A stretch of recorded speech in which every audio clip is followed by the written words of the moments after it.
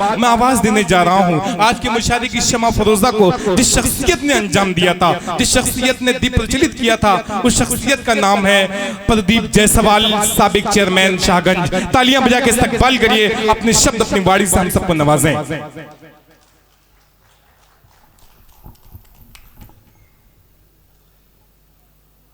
All India मुशायरा और कवि सम्मेलन का सफल संचालन कर रहे संचालक महोदय,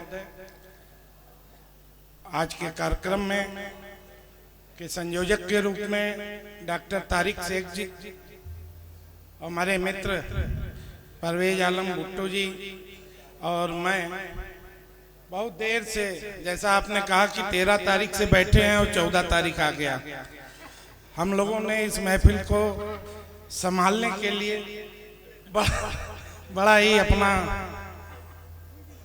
कीमती वक्त दिया है। आपको पता है कि परसों 15 अगस्त है और स्वतंत्रता दिवस के उपलक्ष्य में ही डॉक्टर साहब ने इस कवि सम्मेलन का आयोजन किया था। इस कवि सम्मेलन में आपने देखा होगा कि हिंदू मुस्लिम दोनों ही समाज के कवि कवित्री मुशायरा का आप लोगों ने आनंद लिया। मेरे समझ से आज हिंदुस्तान की यही ताकत है, हिंदू मुस्लिम की जो एकता है, उसी के दम पे आज हिंदुस्तान, आपने देखा होगा कि दुनिया बारूद के ढेर पर, युद्ध के मुहाने पर खड़ी है।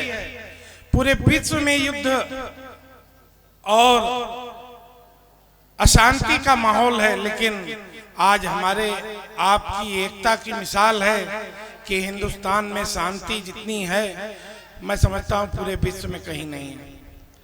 तो इस मिसाल को कायम करते हुए आने वाले 15 अगस्त को हम अपनी स्वतंत्रता दिवस मनाएंगे और यह संदेश देने का काम पूरे विश्व को करेंगे कि हिंदुस्तान का रहने वाला हिंदू मुसलमान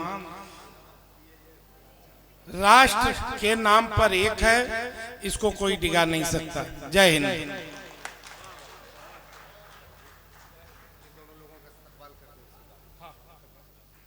बहुत शुक्रिया।